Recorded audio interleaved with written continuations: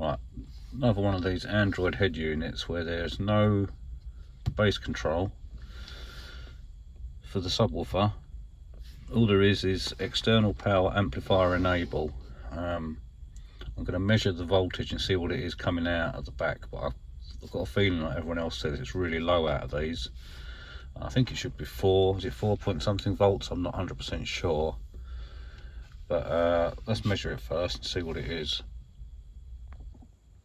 Yeah, I tried measuring it, nothing come at all in the boot. I'm not sure if I had it on the wrong settings or what, but anyway, this works. This is an amazing little thing. It's only £20 on eBay. So what it is, you just take your signal from the back of the head unit, it goes into the input, it gets boosted in here and then goes back out to your amp. And all it is, I think on most of the head units they've only got a single sub output. I think they've got left and right out, and then they've got a sub out, which is just a single one. So I've just got one of these, which is just a Y splitter, so that comes out the back of the head unit, and then that then gets fed into the magic box like so. And then on the other side I've got a gain control as well, so I've actually got some control over the bass. So that just goes into the back here like that. So it comes from the head unit into here, gets boosted, the signal then travels through into the control here. You can see a split, and then it comes out of there, and you've got 2 more connections here that go obviously then back into your amp and then onto your sub.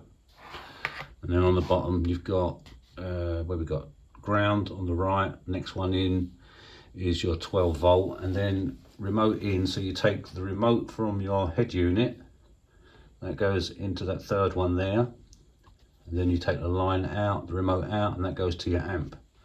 I think this was £20 on eBay, and I probably spent I've got 4 cables in total including the splitter, so probably £15–20 on the cables.